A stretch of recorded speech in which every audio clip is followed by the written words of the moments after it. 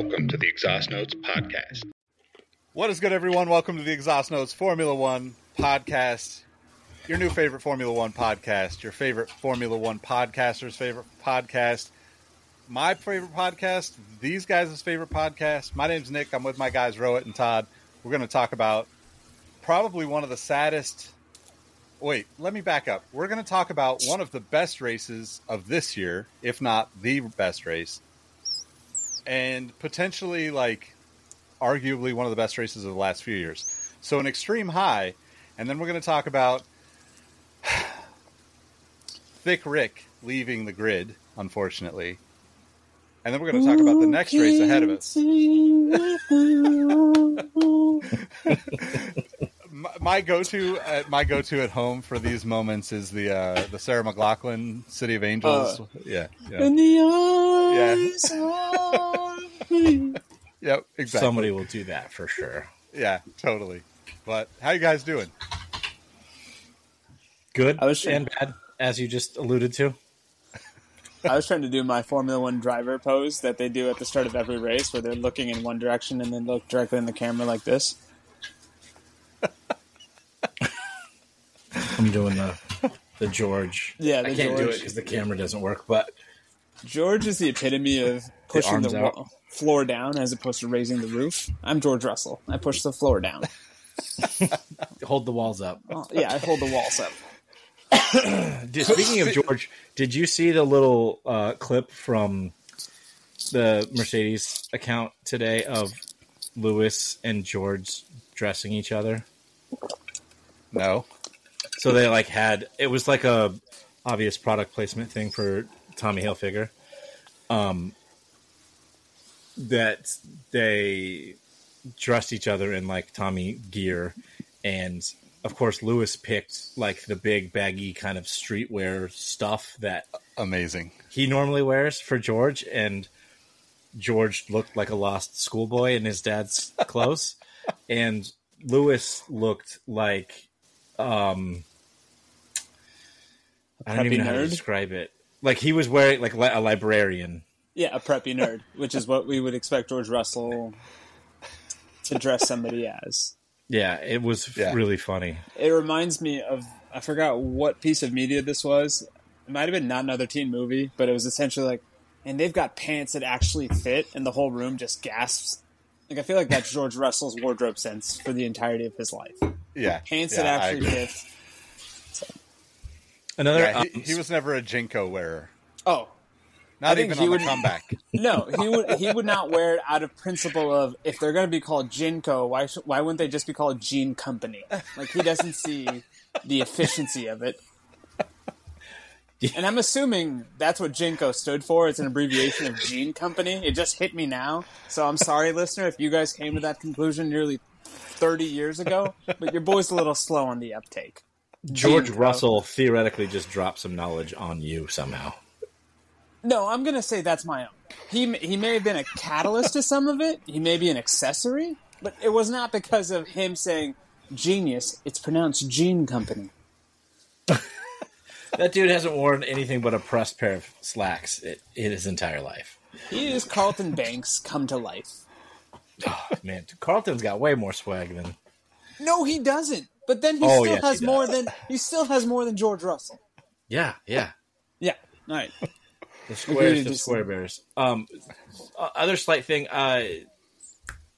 Shout out to Trevor in the Discord. He put me on. He actually texted it to me the other day. But Canadian F1 podcast that I'd never heard before, and it was I'd never even heard Canadian media talk about F1, which is weird because they have had a glorious history in F1. But it was a very interesting podcast and all about the Aston Martin Newey deal. And something I learned that back in the early 2000s, the Schumacher early 2000s, like Jean Todt and Russ Braun. Or sorry, Jean Todt was after Russ Braun. But Russ Braun, the Schumacher era,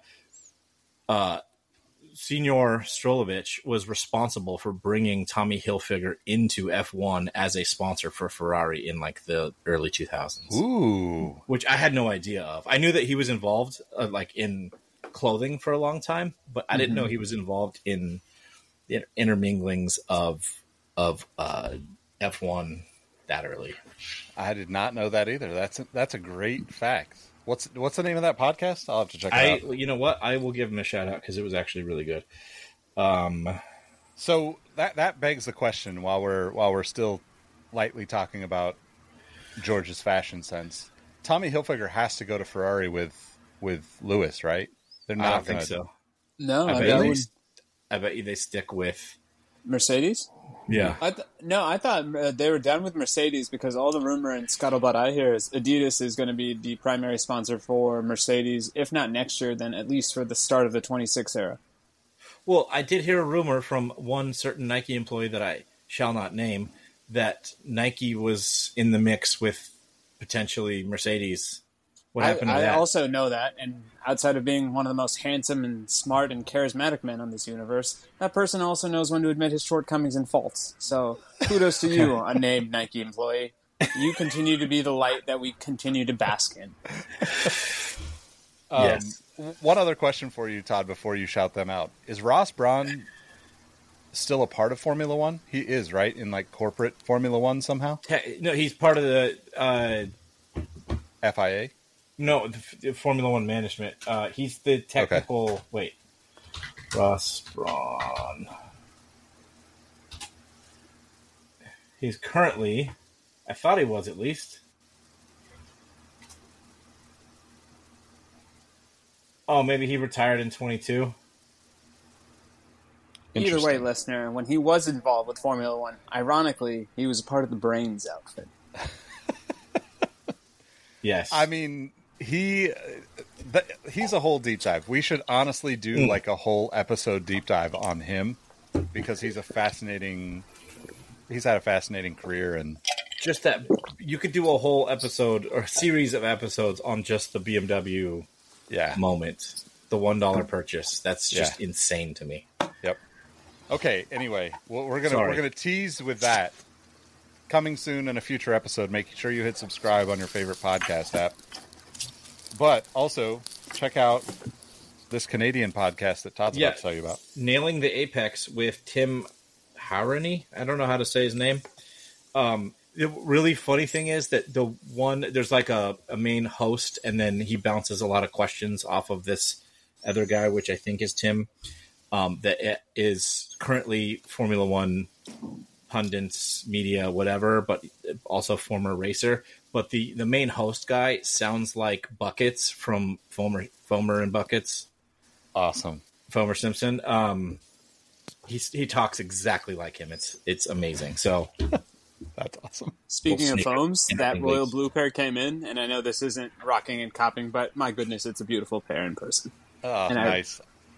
Were you able to get them? You had to get them from like a retailer or something, right? Sadly, I had to go the Foot Locker route, but it was really funny. I wore them on campus today, and two people came up to me and in hushed tones, nonetheless, said, "Were they at the store?"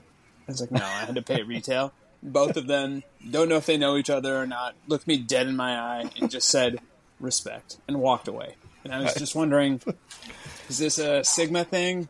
Am I skibbity? Am I mid? Like, are they capping me?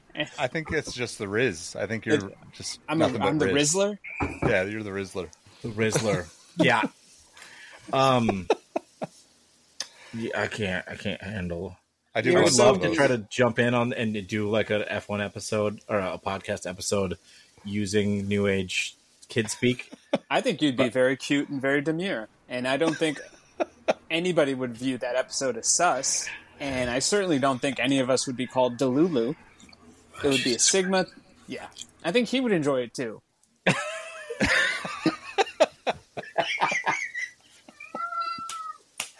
Oh my God. Man.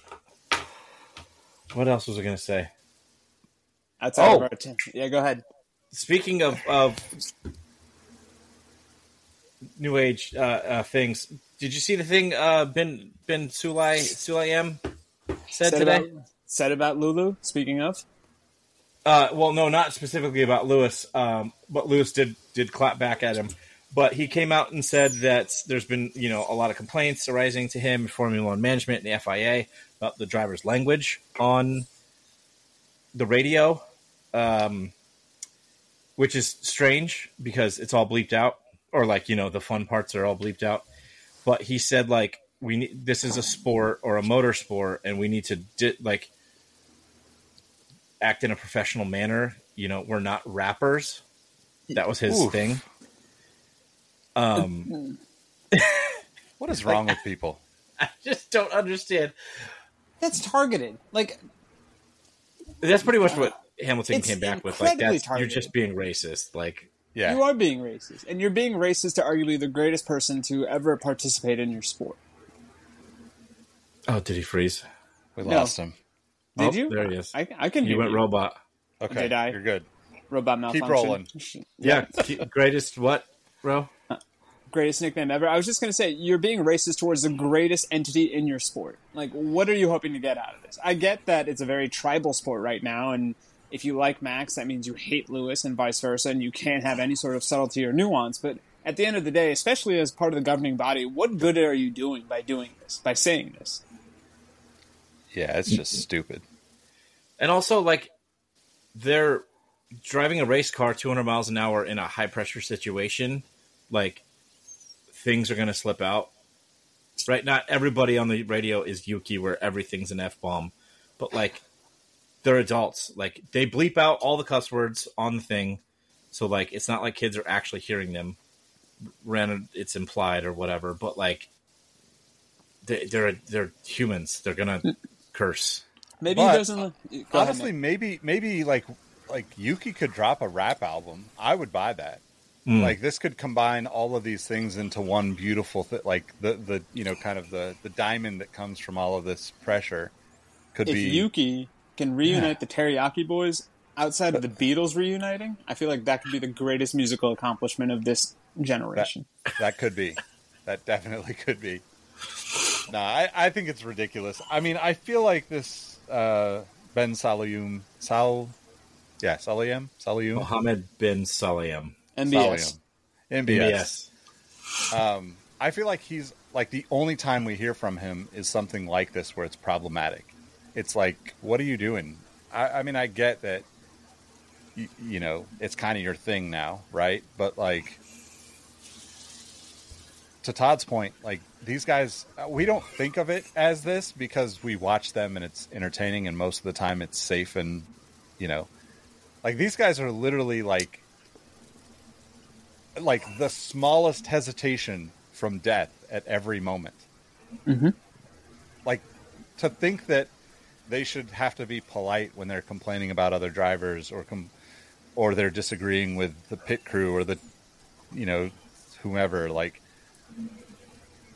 just seems completely ridiculous to even have that thought to begin with. Not even getting into the fact that, yes, that is just absolutely racist.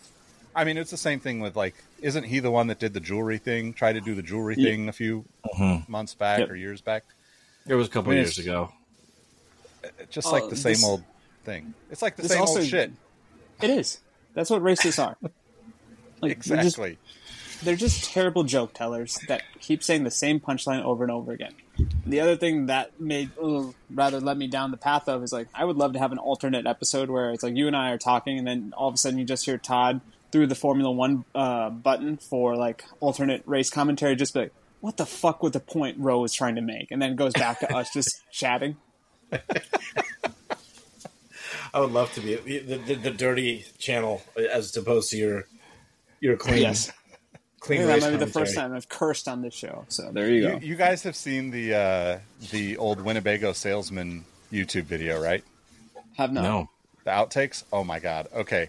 I will link this in the description of the show. I'll send it to you guys after. It is arguably one of the greatest pieces of content on the entire history of the internet. And it's it's a Winnebago salesman from the probably 80s, and he cannot stop cussing at himself and at everyone else for making mistakes while recording all of these videos about the new Winnebagos. And it went viral I don't know, like 10 years ago or something. But I literally just brought it. I like pulled it up the other day because Cam and I were talking about something and it made me think of it. And I'm like, it's exactly like what I feel like is missing from good journalistic media in the current era is just a lot of cuss words. So in the genre of the "We'll Do It Live" Bill O'Reilly video. That's the best one of all time. Yeah, We'll do it live. Yeah, you guys will. Bill O'Reilly is a peon compared to this guy. So, this is excellent. Yeah, Okay. it's gonna blow your mind. The only way it could get better is if it had an obligatory Moo Dang cameo, but that's just me pandering to the younger listeners. Am I right, my Sigma brethren and sisterin? You lost me. I'm too old for that Crickets. shit. Yeah. No, it's a big hippo. It's a pygmy hippo. Yeah. Okay. I can see Todd bring this up to his children tomorrow during breakfast.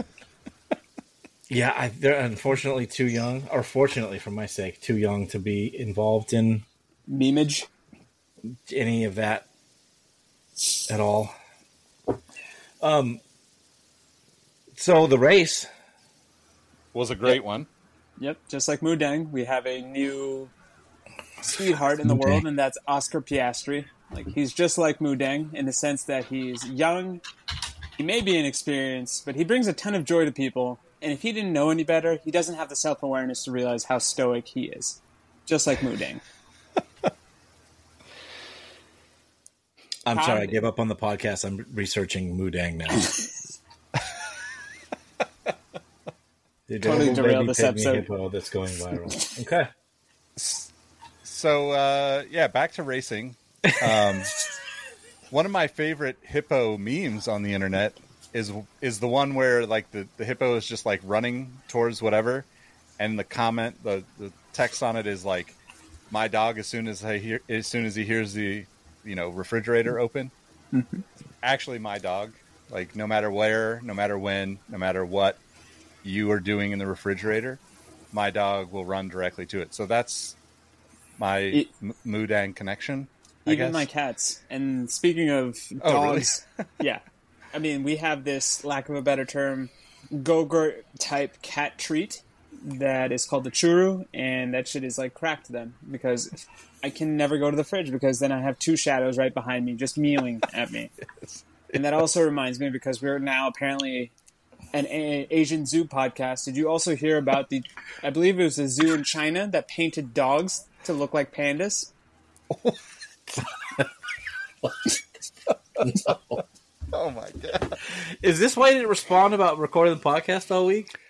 So I just need to clarify.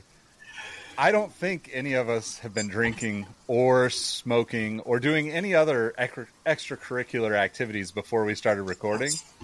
So this is just pure us. Like, you're welcome, listeners. This is just pure us. This is the Le Mans of our episode, because we're going to spend literally 24 hours talking about everything but the actual race, and it's on you, listener, to sit through this endurance contest. And if you do, I will donate 1 Schrutbuck to your favorite charity. But anyway, going back to the race. It was a minute. It's been a minute. Where do we want to start? Because it was eventful in the ways where we kind of predicted it, but we also didn't see certain twists and turns. Because coming off of last episode, I think we were all of the opinion that if there was going to be a Checo renaissance, a Checo-sance, if you will, it would have been here. And up until the penultimate lap, we were going to look like geniuses.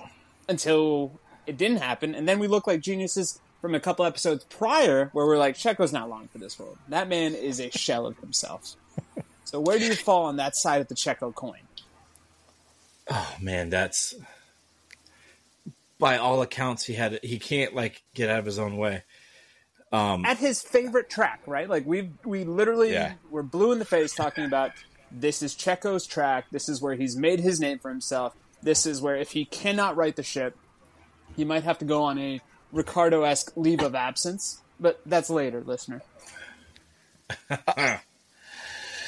I mean, I don't think you can blame either of them 100% and feel that it's the right call. I think that's why there was nothing that came from it, The cats have broken into the treats. Yeah. There's a mutiny going on. Listener, we were trying to reenact the Carlos Sainz Checo Perez incident, and we could only do it via sound. And sadly for us, podcast is a visual medium, and I'll apologize for this being even more off the rails than normal for us. But anyway, go on. Well, I just think I think looking at it over and over again, every different angle, you could argue either way and have valid points, in my opinion. So that's where the term racing incident comes in. It's my take on it.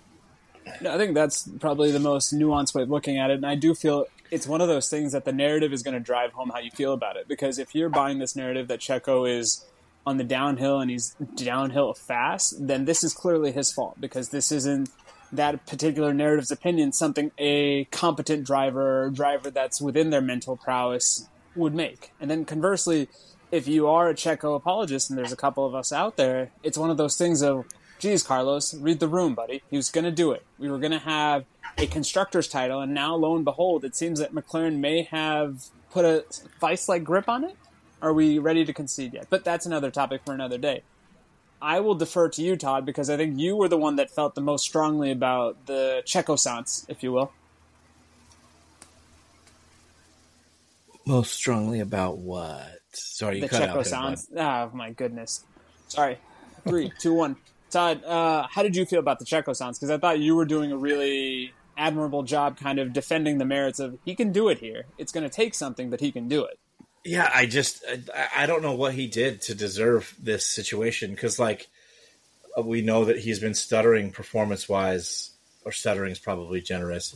He's been having another season of underperforming wildly based on what his talent level is and expectations are, for sure. And he finally has a good weekend. He's fast all weekend in practice. He out-qualifies Max for the first time in years. No, I think he did once. I think this last race year too. Last year, maybe, yeah, either this race or Mexico last year. Yeah, but it's not often, right? Like that he gets that, and honestly, sadly, it's not even often that he's close to Max in qualifying, let alone out qualifying him. So he has the perfect setup. He's got a Mercedes that's been quick between them. So he has all signs, sorry for the pun, pointing to having a great weekend. And then, was it the penultimate lap or the last lap? I thought it was a penultimate. Yeah. It could have been, whatever. Very end of the race. He's, and I do have to put this on Checo more than on Sainz. I know everybody was saying that was Sainz's fault because he veered over or whatever, but watching the onboards back, he didn't really do any left hand down. Like, he was just, when he came off the corner, his straight line trajectory was coming across the track because of the exit of his corner. Crack, whatever. It's just been one of those episodes. And I hate when that happens. Sergio was still basically, I think he had maybe the nose of his car on the exit of the corner, right up the trumpet of Sainz there, but like, he's still the car behind. He has to watch out for the car in front of him. Yeah, like, that's just, if Sainz was taking a defensive move there, he would have taken the nose off of Checo's car regardless, and the crash still would have happened. But like, to just basically crash in slow motion in a straight line like they did, I still have to put it on Checo more. And I feel like if this isn't the nail in the coffin for Checo, what dirt does he have on Horner that's keeping him there or something? Like, maybe Horner accidentally fired off a couple of D-picks to Checo's wife or something, right? Like, I still maintain that this is part of Red Bull's punishment for it. Like, they are forcing them to keep Checo in this current state. Like, as a... because of the whole budget cap thing. It's just a perfect storm. They've been low-key very shady as a team in terms of some of the things they've been accused of allegedly. And I think what better punishment than telling them, you get to keep this driver? Because it's a bigger service to your entire organization if we allow you to let him go and bring somebody else in. Yeah, but like, I'm being facetious. That's tongue firmly planted in cheek. But like at this point, we made this, or rather, I made the same accusation about Ferrari when they had to take on that mysterious penalty for their engines, and it was like, your penalty is you just continue to have the world's worst strategy crew for the last 3 years, and outside of a little explosion of ineptitude from McLaren, it's still kind of Ferrari's race to win in terms of the most inept, consistent strategy crew that there is. Speaking of inept strategies and crews, I don't know if you guys noticed that Kick Sauber had the fastest pit stop of the day with a 2.3 second pit stop. Like, if you go back to the second race of the season when they had a 59-second pit stop. Yeah, I don't understand this. Well, like, literally, how much of their development went into... I know we totally just changed gears, whatever. Yeah, sorry. It's a racing podcast. Deal with it. How much of their development time and work went into just fixing the wheel nuts on the car this season? Like, the car's dog shit, and it has been, but like, yeah, there was something about like the way that the lugs were machined and the metal expanding when it gets hot, that they were like sticking or something, and that's what the whole podcast, they were getting cross-threaded, something like that. Yep. Yeah, I mean, the team finished third to last and last, yet they had the best pit stop of the weekend. Well, I think they got tired of being called the most anonymous team on the grid, because usually their performances aren't even good enough for last place, because there's a certain, how would I describe it, notoriety of being the worst team on the grid. I would argue it's better to be the worst team on the grid than like lower mid-pack, because there's nothing that's been memorable about their season. If you take away the 58-hour pit stop, or maybe that's what they're gearing up for. They're going to be the first team to break 1 hour in terms of a pit stop. Well, actually, Valtteri Bottas has that honors with a 96-hour pit stop from the Monaco Grand Prix of last year. No, 2 years ago, when the wheel lug got like literally machined on. Do you remember that? Wait, no, go on. I don't. Listen. Yeah. Go on. Okay. Oh, I think it was Monaco. So Valtteri comes in for a pit stop. This is still what he was with Mercedes, so it has to have been 2 years ago. 3 years ago now. And I think it was Monaco that year. But he comes in for a pit stop. The slow-mo, if you guys can go back and find it, but the slow-mo of the pit stop, when he sticks the wheel gun on, you can just see it completely strip the grooves on it, and you can just see little bits of magnesium flying off. It took them 96 hours with the car back at the factory to actually finally get the wheel off the car. They had to like use like a precision saw to like drill it out. It was crazy. It's crazy. That's the longest pit stop of all time. I would just like to be the poor Formula One employee that had to still like hold the stopwatch over there and be like, guys, I'm going to take a nap. Just somebody please make sure this thing does not stop. I think when they DNF'd him because of the pit stop. Oh, I would assume. But then at the same time, there would be something hilarious about you reading the race grid from that particular race. It's like 19 is, I'll say, Esteban Ocon, and it took him, whatever, like, let's say 48 minutes, and then 20th position, 96 hours and counting, Valtteri Bottas. 483 laps down. Yeah. They have to dock him from future Monaco races. Yeah. You can't start because you're still on that pit stop from 5 years ago. Yeah, that's pretty crazy.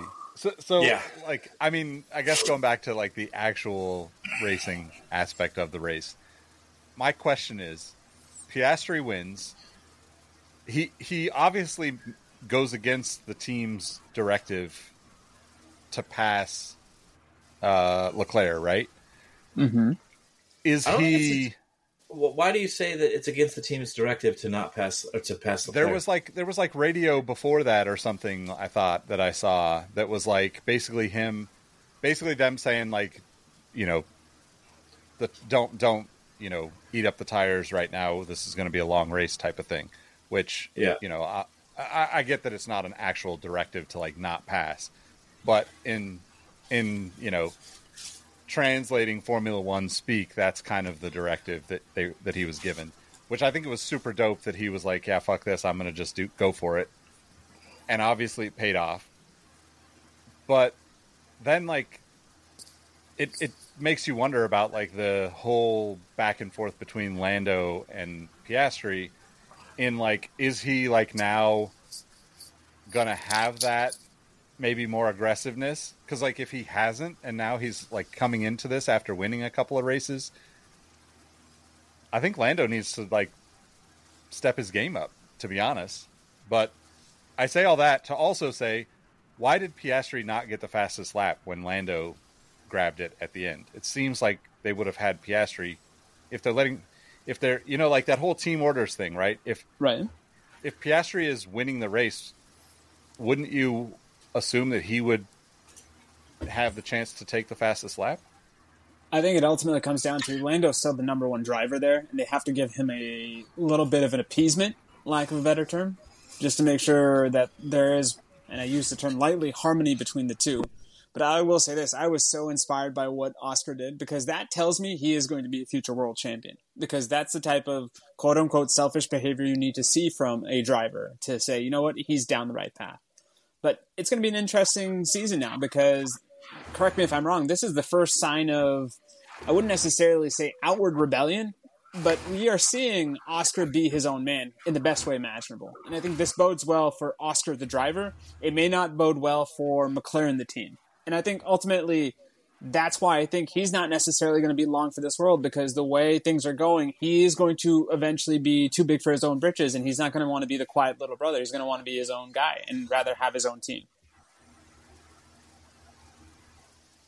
See, I think this is like the best possible scenario for McLaren. Like, in what sense, Todd? I think if I'm a team principal, I want the 2016 Nico and Hamilton season dynamic. Every season. We have the best car. We have the best two drivers. I would rather manage the egos than be fighting to try to get up to the top of the grid, right? Like, let them fight on track. Be like, let them fight it out and like follow papaya rules is a situation I'd much rather have than be Red Bull at the moment with when they went super wrong in the development of their car and now they're maybe third fastest, fourth fastest, somewhere in there. Then have to worry about that and manage the team and the egos and stuff from there. Like, I feel like that would be an easier time managing the two top drivers in the top car than what's Horner's having to do with Max and Checo right now.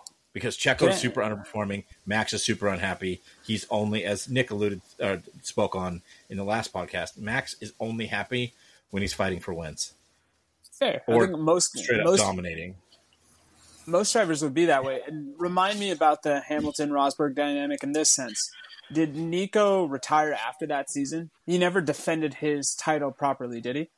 No, he won the championship and then Mike dropped at the end of the season. And that's what I was going to say.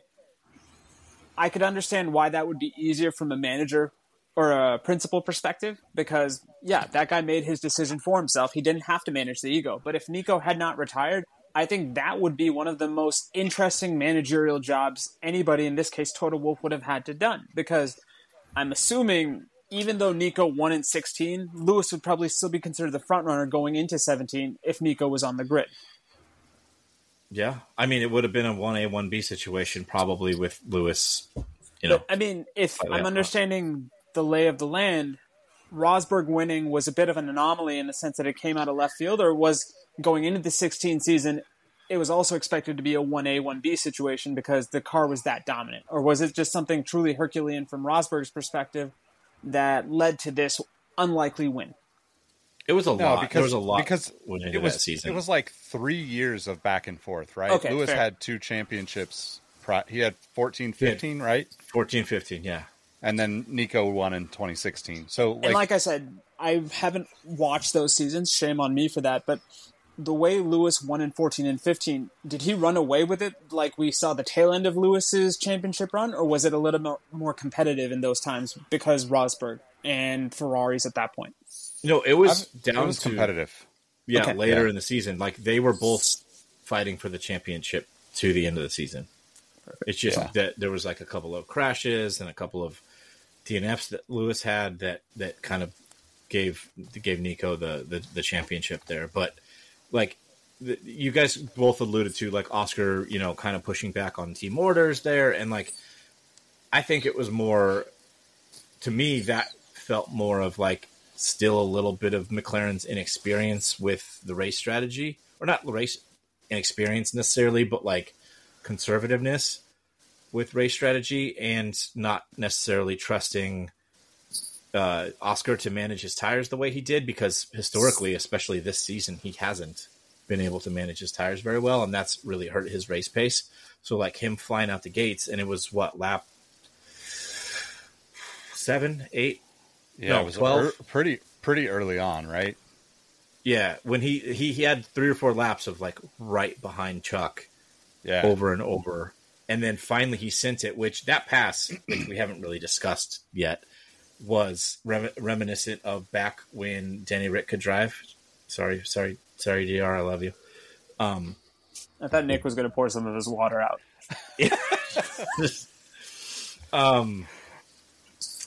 That pat, like he sent it. He was like a full car length. Back. It was impressive. And he just like, dear God, he sent that for sure. Granted, things had to line up, or if Charles like turned in earlier, it could have been a bad situation. But dear God, that pass was amazing. But like then he from there drove the perfect race. Like managed his tires, managed the stint well. They had they covered off the strategy for Ferrari pitting well. Like that was the best drive for me this season out of all the drives, and like the best race, because it was like a battle from the beginning, and then the pass happened, and then it continued to be a battle for essentially the rest of the race. Like I think Ferrari's tires fell off towards the end of the race there, but Jesus, like that was it felt like it could go the opposite direction at any moment for the last 10 plus laps.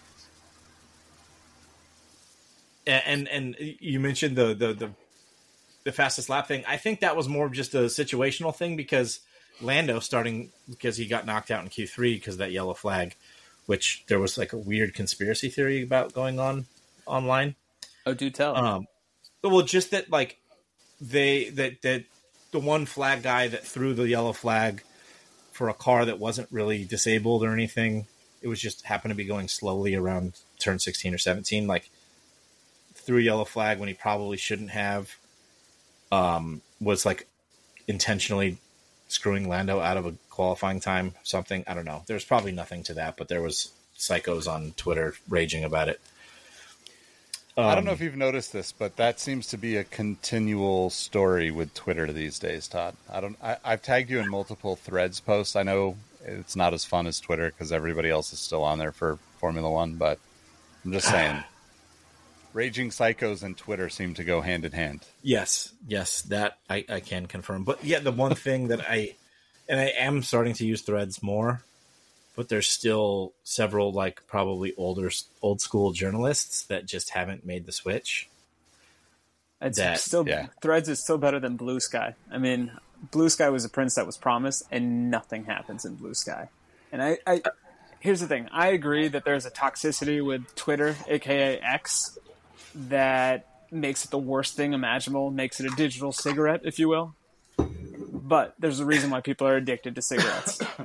And I mean, as somebody who used to smoke, like that's not a bad thing, Like the man likes heaters, ladies and gentlemen. And the thing is, right now, the only heater quality on Threads is random people always just saying, "Hey, all single people in your local town want to meet up later." Like that's I would say 66% of the content on Threads. And then the other 33% is Nick Engvall shining a light on all Formula One and sneaker content. Actually, one thing, Go ahead. We're getting into the weeds here, but like I've seen you use Threads for like not only for our account but for like yourself and like the tags or like hashtags for lack of a better term. Yeah. They don't really seem to work. Like everyone puts the F1 Threads thing at the end of their little tweet, whatever the hell it's called. And that Thread tag doesn't seem to lead to other posts about F1. Yeah, I don't think it's really that functional. I mean, I basically just get on there, especially on the Exhaust Notes account, Exhaust Notes FM on Threads, if you want to follow along.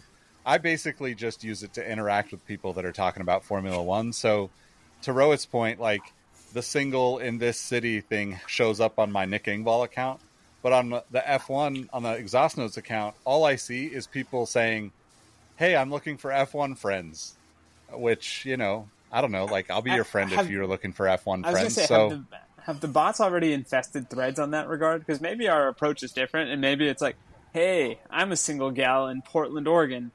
Any under 30 people that like Formula One want to chat?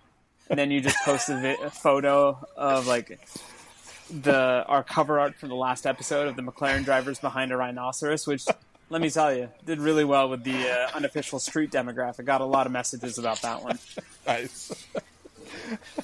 I don't know what to say about Threads. It's not Twitter. I miss the old days of Twitter where like I didn't have like a bunch of bot replies and a bunch of like, I mean, the amount of like ridiculous DMs the last time I got on there and looked at it of like NFTs and crypto and like the most recent thing has been people looking to fund your business, like basically angel investors, but they do it through Twitter DMs apparently. I mean, it's just chaotic for me. So Seems I'm just legit. like, yeah, whatever. I trust the Nigerian prince way more than you. So Glad to see that the angel investors in LinkedIn hold themselves to a higher standard and a higher regard. We should talk about the Nigerian Prince F1 sponsor at some point. Yes, Okay, we should. put it on our list of things to talk about outside of this race, which going back to the race. McLaren is up 20 points on Red Bull. Let's talk about that. Say that again, Nick. Say it 20 more times. 20 points. Did we ever think we would get here? Be real with me. It's real good. It's real good. So they were, what, 20... 16 down or something? I think they were close to 20 down starting. No, you're right. It was like 15 or 16 down that they were started the race behind. And we now have Ferrari only 29 points behind Red Bull and their current turn of form. Red Bull could seriously finish third in this championship very easily. What is the lowest constructor placement of a team who ended up providing the driver's champion? Ooh, that's a great question. God, that is a great question. It's got to be, I would guess. Over under 2.5. I think it could have been a third place team. I think reasonably, Max could still win the driver's title this year, and Red Bull could finish third. Like, I think, mathematically that seems feasible. Just like quick glance at the numbers. I can't imagine a team ever being fourth and providing the driver's title. Yeah. Because, I mean, so McLaren's up by 20 points in the constructors, but Max is up by, 59 points in the driver's title. So, which makes the Checo crash even more tantalizing from a drama perspective, because if he had held serve, so to speak, I don't know if we'd be having the same conversation where McLaren is 20 points above Red Bull. Yeah, I mean, they were 18 points before the start of the race, and if you figure that, let's give Checo the conservative finish third. At least third. Yeah, that's another 15 points. That pushes Norris down. that pushes Max down, but like that also leaves Sainz up there. So like, yeah, they're probably within like 5 to 8 points if that accident doesn't happen. Yep. Yeah. Todd, did you get to the bottom of the internet sleuthing? I did. It was Keke Rosberg with Williams. Nico's dad. Hey. In 1982, Williams got fourth in the constructors, and Keke Rosberg won the title. And now, listener, the second one that's close to that, Nelson Piquet won 81 and 83 drivers' championships, and Brabham was third in the constructors. Now, so fathers. Go ahead. No, I was just going to say, so fathers of and stepfathers of current race drivers continue to have impacts in ways that truly make Formula One a generational sport. But you were saying, Nick. Yes. So I was going to say, so I'm assuming that the year that Rosberg won and the team finished fourth was probably a pretty competitive year all across the board, right? Where the year that Piquet won is probably more like he was just the dominant driver on the team and nobody else on the team scored many points. It sounds like both that's my theory. On all of those occasions that just because the reliability factor, which I think we're spoiled, we think it's such a big deal when somebody has like a mechanical failure or a DNF, whatever. Like that used to be like every third race for almost every constructor back in the day, especially in the 80s and early 90s. Like it was like unheard of for everybody to finish every race. Like the attrition was like probably 3 to 5 cars every race. So in a way, the sport's really grown because previously the 3 to 5 that didn't finish ended up losing their lives, and then in the 80s and 90s, that just meant that they didn't finish the race in the sense that the car didn't finish the race, and they were okay. And now, knock on wood, we haven't had a bad accident in quite a while, and everybody tends to finish the race. I think it's more often than not, I feel that we see a full race grid completion. Yeah, it is actually more frequent, right? Like. Seems like it, at least. It seems like we see it's more often than not we do see all 20 cars finishing. Yeah. But back to the race. The other thing that we haven't really touched on is Lando coming in from, where did he start the race? I think he was 17th after qualifying, but because of a couple of pit lane starts, he started 15th. And he went 15th to 4th. Taking 3 points off of Max in the drivers' championship. That, given the situation, could not have gone better for McLaren. And I think shows the level that not only the car is at, whether or not it's, I mean, I guess it's legal, but there's a lot of speculation about the rear wing bending thing. I really think that the constructors championship is, for lack, like, I don't want to jinx anything, knock on wood, but the constructors championship is in the bag there, and the drivers championship starting to look open, much more possible than I personally felt even last race. I mean, to your point as well, Todd, you were the one that kind of did the maths, so to speak, that if Lando had won every single race and Max had a DNF for every single race at whatever point in the season we were looking at, that would be the only way that Lando would have overtaken him. And even then, that would have been through the slimmest of margins, if I remember correctly. This is not that timeline, but it feels a little bit more plausible. Yeah, I think, like, if we're looking at Max fighting for thirds, fourths, and fifths for the rest of the season, and Lando's fighting for the win on every race, like, we could see him catch up. Where actually is he after that? I know he only took 3 points off of him, but I mean, if Lando wins the next like 3 races and Max finishes like 4th or 5th in all of those races, I think you're pretty close to like tied. You know, he's going to like 25 points for a win, potentially another for fastest lap. You know, assuming he scores like 75 points for 3 wins, like not likely that he's going to win the next 3, but not a long shot for him to win 3 of the next 6. And there's 6 races left or 7 races left in the season. We have It's our favorite Singapore, United States, Mexico, Brazil, Las Vegas, Qatar, and Abu Dhabi. So there is 7 races left.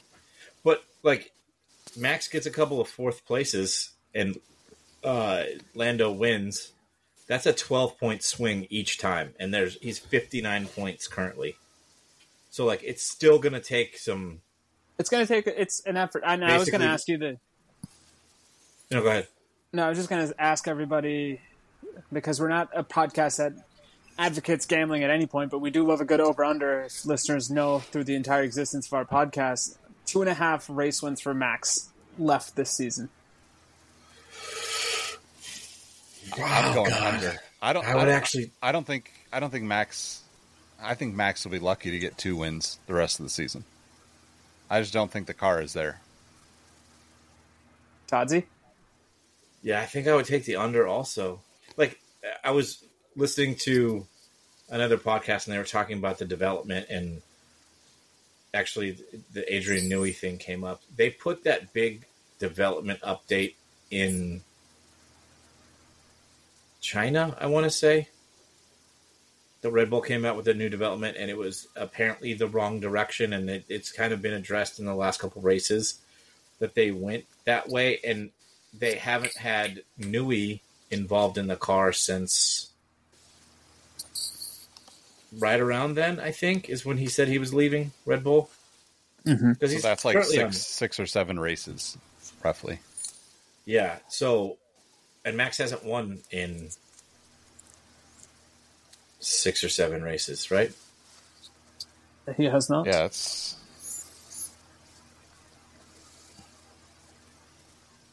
something like that. So, like, yeah, I don't know if they'll be able to rescue it development-wise to get Red Bull fighting for wins again this season. And they're also still dealing with the Constructors' Championship win of last year, where their development time is curbed.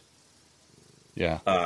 So I would say under on the Max wins, but it's still going to take like everything kind of going right for Mercedes to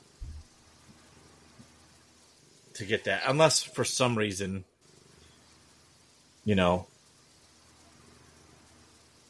Piastri just like really takes one for the team and takes Max out in a race. Then we got a 25-point swing. I don't see that happening, but I wouldn't be surprised if you do have like some sort of other DNF for Max. I mean, just like a typical racing incident type of thing. Yeah. I mean, or even just a mechanical failure of some kind. Like I think so. It's been 7 races since he won. His last win was in Spain, which was also the race prior to that. He won in Canada. But I mean, just looking at like McLaren is just everywhere on all these races ever since that point. And that's, 2 races after China, essentially. So if they implemented that stuff after China, then, Lando won in Miami the following race. Max was back to winning in Italy, and then obviously Leclerc won in Monaco. Max wins in Canada. Max wins in Spain. But Max has only been on the on the podium twice since Spain, and both of them are second place.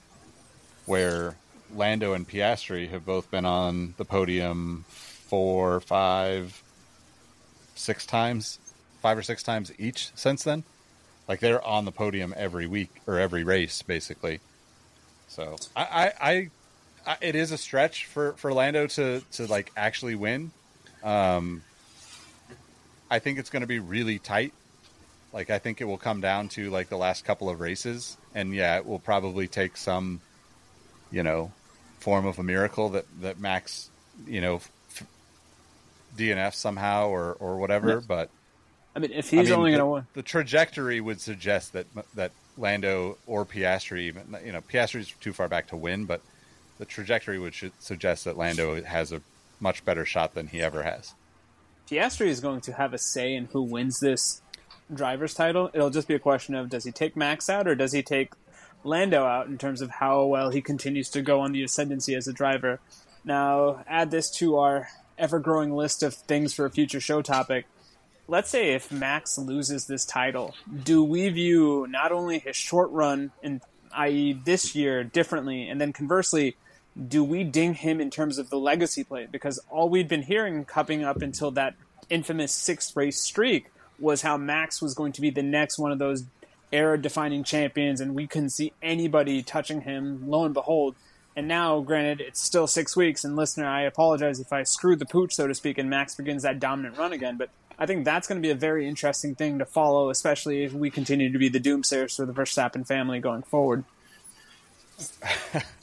I mean, I don't think this takes away from Max's legacy in any way. Like, he's still a fucking phenomenal driver.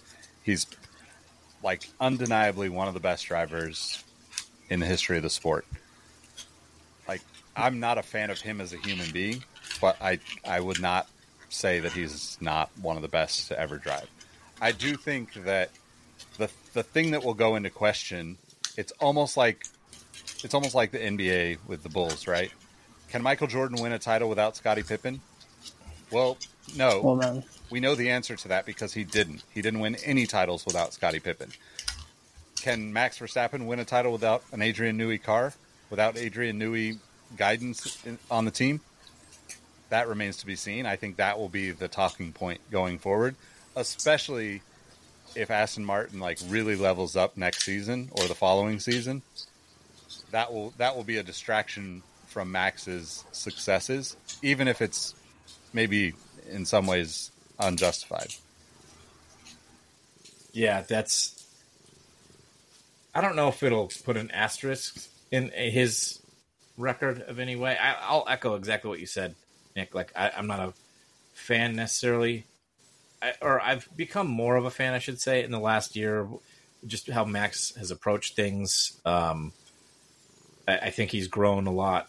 I think his racecraft even has grown, even though we've seen moments of classic Max and, some weird moves and dive bombs and stuff. I think I would put him amongst the best of all time, even now with, what does he have, 3 championships? And there's obviously people that have...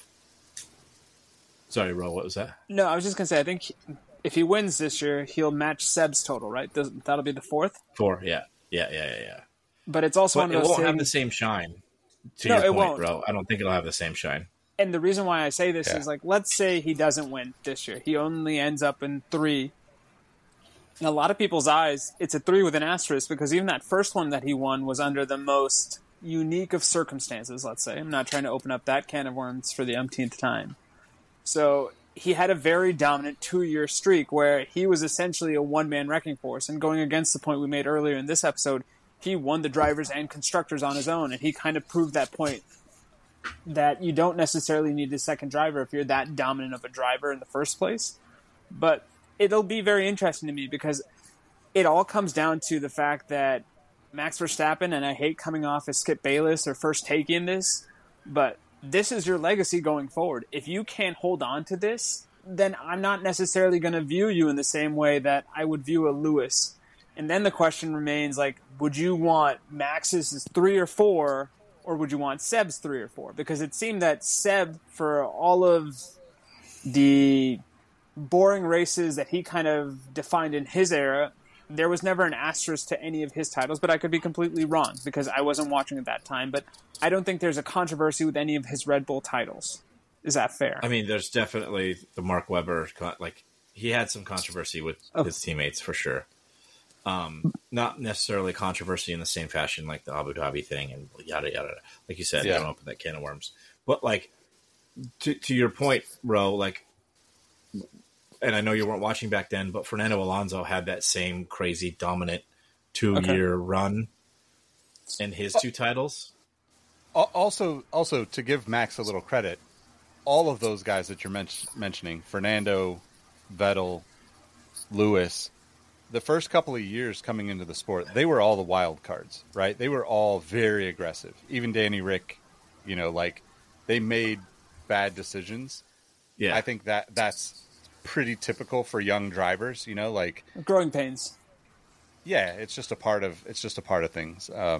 But yeah, go ahead, Todd. No, I was just gonna say, like, the Fernando thing, like, he had that same similar, dominant 2-year run. He has a couple of world championships, and we still talk about him 20 years later as a top driver in the sport. One of the best of all time, and he's only got 2 compared to Max's 3 and Seb's 4 and Schumacher's 6 and Lewis's 7, whatever. Like, I think he's already cemented his place there. And he's like 26, 27, whatever he is. Like, he's still going to be around for a long time, and he's still going to do some great things. I don't think Red Bull's going anywhere. Red Bull's not going don't anywhere. Want to sound like a newy naysayer, but, like, I don't think they're going to fall off that hard. I know we have the new regs in 26, but they have a lot of smart people working there, and I still think they'll be one of the top 3-4 teams in the sport come the new regs. So, yeah, I think the other thing that plays into the legacy for these drivers that are at the top, right, is outside of F1 even, right? Like, Alonso has at least 2 Le Mans wins, which, we don't typically talk about that. And Formula One obviously is not going to talk about a sport that, a form of racing that is not them. But when you think of I can't think of Fernando and not think of those. And Dakar and yeah, Indy. and I think the same thing eventually will be true of Max. I'm sure that he's dominant in the esports world. Like, at some point that will become a part of his legacy as well, where, like, I think all of these guys also they've had, look, it's, F1, regardless of where you land, you have to beat the best in the world to be a world champion. And, to win 3 straight is a phenomenal thing. To win 2, even if you want to throw the other one out, like, you're still, to Todd's point, you're still talking about somebody who is, 300 races into his F1 career with 3 titles, more than people that we already consider legends. And he hasn't even decided to go racing in any other form of racing yet outside of, sim racing. So once he starts doing that too, like, he doesn't have to be, he doesn't have to have, like, the crazy reaction times that he does in Formula One at 200 plus miles an hour if he's racing, Dakar or, Baja or any of the, like, kind of outlier racing that we don't necessarily consider as, like, the top tier racing, but it absolutely is, right? Like, you have to be very talented to do that stuff and be successful at it. And I think for Max, either he's gonna burn out on F1 and go full into, just living his life and, like, sim racing, and he'll be dominant in that, or he'll burn out on F1. Not saying that burnout could be 10 years from now. Like, he's perfectly capable of driving that long, but he could also look around and say, okay, I want to try IndyCar. I want to try NASCAR. I want to try sports car racing. I want to go to Le Mans and try to race 24 hours. Like, those things are super powerful in terms of, like, building a legacy. Because I think what I want for Max is for him to think about the bigger picture, right? And to Todd's point, like, I've grown to like him a little bit more in the last couple of years because I feel like he has matured a little bit in his racing decisions, because all of those moments where you're the guy that nosedives in become a part of your legacy that you have to, like, then cleanse from your Wikipedia in order to be really highly, you know, touted Regarded. as like the best. Yeah. So He has just the last fact I would say about Max. He won 19 out of 23 races, which is the most dominant season in F1 Ever. history, period. So if he had that one championship, he would still be in the halls of fame for The F1 highest going levels. forward. Yeah. And Perfect. we talk about his legacy, and now we're going to talk about a gentleman that may be leaving the sports legacy by the way of one Denny Rick. If you didn't notice, if you're not watching, I am wearing my McLaren kit DR jersey. I had to wear the McLaren kit just to celebrate the win, but also potentially the last race that we may see him at this weekend in Singapore. How's that for a segue? emotional. I was trying so hard not for you to bring this topic up because I know it's going to put both of you in a place of emotional vulnerability, and I apologize to you both, and I know it's going to be a trying time, so what I can offer you both is a set of listening ears and a set of a listening safe space. Now, if you two can just hold hands digitally and look each other in the eyes and just begin your affirmations, that would be lovely. Well, yeah. How do we? I think we don't hold hands; we hug at this point. It's no secret that Nick and myself are two of the biggest Danny Rick stands around. It's such a weird, wrong feeling thing because I've always disliked Red Bull as a team, even more so during the Seb days, kind of. And then to Danny Rick to come into the sport and just be this just demure. Did I use it right? Very cute.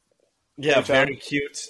Just absolute, wrecking ball, but in a good way for the kind of turning the sport on its head, kind of rock and roll punk attitude about things, and just such a fun-loving and marketable guy to see his downfall from his Red Bull days to now, and that journey being so well documented granted in a dramatic fashion on Drive to Survive is I think going to be his legacy. I mean, it's funny he was you the mentioned prince that was promised, as you love to say, Ro, but he's not. It very well could be his last race by all the murmurings I'm hearing, and it's it's nothing but sad. Can I don't ask think you they're this? losing drivers' talent. Sorry, I keep cutting you off, Ro. No, I don't think that's F1 fine. I do is that all year. using. I don't think F1 is losing driving talent at this point, but they are losing personality in spades. Yeah, Yeah. I was just going to say this. You just said something to me indirectly that unlocked something to me. And Nick, I'll ask you because I know this particular player, because I'm going to go for the rare cross-sport, cross-racial comparison. Is Danny Rick, in a sense, the Vince Carter or Jason Williams of Formula One? Because both Jason Williams, Vince Carter rose to prominence because they came out of that lockout season and they were doing things in a way that we'd never seen before in that basketball sport, and in a way ushered in a new generation. And it seems the way that Todd just beautifully eulogized Danny Rick's racing career, it seems that's what he was as well, where he was kind of pushing the boundaries of what we would expect from a racer, on top of the fact that he was highly charismatic, he was groomed, and I hate using that word because it's always got a weird P. Diddy connotation now, but he was crafted to be the next big thing, the next world champion, and he never got there the same way Vince never got there, even though if you had asked anybody that had watched those first 3 or 4 years of Carter's career, it was a question of when is he going to win a championship as opposed to if he's going to win a championship. Yeah, I mean, I think that's a pretty good analogy. I think it's also like, I don't know, maybe it's my age or our ages, but you think of like the NBA outside of the Michael Jordan, the dominant players that win titles, Jason Williams or Vince Carter. I mean, Vince Carter jumped over an entire human being to dunk a basketball at the Olympics. Like, if that's not marketable, I don't know what is. Jason Williams is like arguably the most emulated basketball player in the history of basketball because every kid that saw him play tried to do those exact moves, more so than I think anybody else. Like, who hasn't tried to pass in intramurals or, just down the street? Who hasn't tried to throw a pass off their elbow since that happened? And he'd been practicing that all of his life. And I broke my father's boss's nose because he was coaching the other intramural team that I was playing against that I saw the day after I saw Jason Williams pass. And we were worried that we were going to be deported as a family because of how cavalier that pass was. Amazing. But I think, Danny Ricciardo is still, to Todd's point, probably the most marketable man on the grid. Outside of probably Lewis, I would definitely pick Danny Ricciardo to be a part of your organization because he has so much fun with everything, and it feels genuine. Formula One is an unobtainable sport for the masses. None of us will ever drive a Formula One car. We won't ever know someone that drives a Formula One car. 6 degrees of separation, the Kevin Bacon thing, probably ends at Formula One, to be honest. It's probably actually impossible. Somebody can prove me wrong in the comments. That would be amazing. But I think that, that is what makes him so great for the sport, is that he feels real. He feels like a normal guy compared to the Maxes, the George Russells, all these guys. Lewis. Yeah, but not even Lewis necessarily, because Lewis at least kind of came from the struggle, right? Fair. So there's some sort of connection there for everyone, in my opinion. But so many of these guys were born into so much money or had family in Formula One that they just had the free pass to get in. Todd likes to pick on Lance Stroll, but that's how you become a Formula One driver. Your best odds at becoming a Formula One driver are actually being born into a wealthy family. Hands down, the best chances you have is that. And we don't control that. So Danny Ricciardo gave hope to people, in my opinion, where it was okay, yeah, he's obviously comes from a pretty well-off family, but he was still very relatable at every step of the way. And I think that's a huge loss for the sport, but also for me, I'm trying to be optimistic, and part of what's been really difficult as a fan is watching him struggle to find his way back in Formula One. If I was a Checo fan, this last 18 months has been the hardest time of your life, because it's dude, just get out of your head and race. You know how to do it. Danny Rick has done that for 4 different teams in the last 6 years. It's basically been this continual thing of, okay, he's not good enough, but he's going to be given a chance, and then we have high hopes, and then he doesn't perform well enough. My optimistic look at it is that he can go to sports car racing, go to Le Mans, go race IndyCar, go race NASCAR. He can be the character that he is outside of racing in any other sport and still be very successful if he chooses to be. So I hope he does that, because I think he'd have a huge fan base that followed him. Oh God, I would jump ship to IndyCar so fast if he went to IndyCar. This would be a new Exhaust Notes podcast, speaking about IndyCar only. I was going to say it would be the CSI Miami podcast. I did see an interesting thing from an interview. Did you send this, Todd, with Zach Brown basically saying trying IndyCar was their biggest mistake as McLaren? No, I didn't send that. But essentially, somebody asked if he had any interest in running in NASCAR, running McLaren in NASCAR, and he was it's just, I learned the hard way trying to do something in Indy. So I did watch that. Yeah, that podcast clip or whatever. Just I don't know if I sent it to you. I may have. But I think his point was that he underestimated how involved they would need to be in IndyCar to be successful, and they were trying to run 5 cars at some point, or something, and they've whittled it down to just 2, and they still have decent success in IndyCar.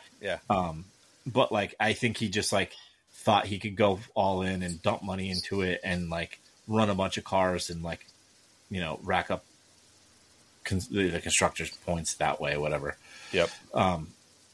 But the one thing that like I'm still holding out hope for is that to be Checo's downfall. And I'm sorry to say this because I love Checo. And you just mentioned it, Nick. Like Checo's a solid racing driver. Like he went 20th to first in a race. You can't luck into that. Yeah. He just needs to get out of his head and race. But that's the same problem that Danny Rick has had since Max came in and got in his head in Red Bull, which forced him to leave the team to go to Alpine, which he still raced really well then. And then, for many reasons that went wrong. Then McLaren, we know what happened there. Yada, yada, yada. Maybe him getting promoted to be the next Checo or better, potentially a Terry situation with Max and DR and the Red Bull team. Still holding out hope. If they're going to can Danny Rick for the rest of this year to put in Lawson and Checo continues the rest of this year, the same sort of performance level, why not? They're not going to put Lawson in the big car. They're not going to put Yuki, for God knows what reason, in the big car. Just put Danny Rick in there. So you mentioned this in the pre-show, but explain the Liam Lawson contract. Like, because this is really why Daniel Ricciardo's getting pushed out right now, right? Well, yeah, that's why it's taken some serious weight in the most recent internet murmurs. Liam Lawson is the reserve driver for not AlphaTauri. What the hell are they called now? Team Arby's. VCARB, Visa Cash App Red Bull. And has been, and part of his contract as the reserve driver for Arby's is that they have to have him an F1 seat lined up by September of 2024 to what month are we in? Yeah. Oh, we're crazy, right? They have to have him lined up in an F1 seat by this month, or they lose his exclusive rights as a driver, which I think it's getting a little bit overblown because he doesn't really have anywhere else to go. He did prove himself when he had his, subbing in for Danny Rick, but he doesn't really have anywhere else to go.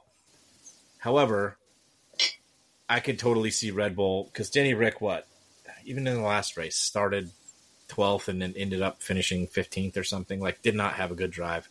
The car's not great. Yuki, I think, DNF'd because he ran into Lance or vice versa. So sure he didn't curse. Yeah, it's not a good... Actually, I didn't watch that onboard back. I should have. I'm sure Yuki exploded after that crash. It's kind of really a no harm, no foul thing, so I really do think it probably will happen where they let go of Danny Rick, or they take him out of the car, maybe behind the scenes, and say, you know what, we're going to give, if Checo keeps it up, we're going to give you his seat next year, give you one final crack at it. The Cats are attacking, so always we may see the last Rohit here. But the last thing I'll say is, if it is his time to go, arms of an angel. It was good while it lasted. I'll still love you forever. Yep. You're amazing. Oh man, I hope that comes through on the video. If you are not watching, you just missed some sort of heart emoji thing, magic. Yeah, definitely watch the video on this one. And I was going to say, we've been singing a lot this episode, and when you two called yourselves the last two stands of Danny Rick, I was thinking about the Dido verse from Stan. It's like, tears go crying up in the heart, get out of bed at all. Yeah. It's just if Nick, I know you're going to be linking a lot of videos between the Winnebago Salesman and Moo Dang's greatest hits. Could you also, and I'll help you with this, build the Spotify playlist for this episode? Because I think very rarely do we see podcast episodes that get their own playlist. But I think if listeners listen to the 4 songs we've sang in various crude tones, they're going to be in the right frame of mind for this episode. Yeah, definitely. All right, so to wrap up, let's talk about Singapore. Do we want to just straight out jump into podium predictions, or do you have any thoughts on the race? No, podium predictions is great because I think it's... Let's do it. Do it, Todd. Okay, it's going to be Lando, Oscar, Chuck. Okay. I'm going to continue With the Max jinx. in fifth. Max in fifth. Okay, let's do this. Let's give the podium, and if Max is not on your podium, you have to give his position. Because ultimately, his placement is going to be the most fascinating subplot going forward. I'm going to say Max stops the rot. He's going to get the over, because I'm taking the over of 2.5 races. He's going to win. It'll be Lando in second, and it'll be Piastri in third. Wow. Hey, I'm going with the same prediction as Todd. I know that's not very entertaining, but I think it's Lando, Oscar, Leclerc, and I feel like Max is going to be fifth or sixth. Can we juice box bet on the Max on the podium thing, bro? Because Okay, so let's for listeners that may have decided to skip 80% of this episode, and for whatever reason they're listening to it at this moment on, there was a point in this episode, which, dare I say, one of the 5 greatest episodes I've ever recorded. It's been pretty solid. I had thrown out the over-under, as I'm prone to do, of 2.5 race wins for Max remaining in the season. And I do believe that both of the gentlemen on this podcast alongside me took the under. I took the over. So you guys are saying 2 races for Max. I'm saying 3 or more. The juice box bet has been settled? Or is there any other nuance that we want to add on top of that? Yeah, we'll definitely juice box bet on that. I'll take the under. All right. Nick, are you in? Do you want to throw a burrito in there? Yeah, let's do it. I'm in. I'll throw in a pass to the employee store, but you have to come to Portland to obtain it. That's fair. Totally fair. Okay. Totally fair. All right. Well, listeners, let us know what you think. By the time you listen to this and give us feedback, you'll either be watching Saturday's practice or qualifying, rather, or sometime Sunday in the race. Either way, we want to know what you think. So let us know what your favorite song was from this episode. Follow Exhaust Notes FM, and you can follow all of us on Threads as discussed, where we complain about Twitter being a terrible place. Thanks for listening, watching. We'll catch you on the next one. Peace. You can find me on Spotify at It's Your Cuz Row. With 3 Z's.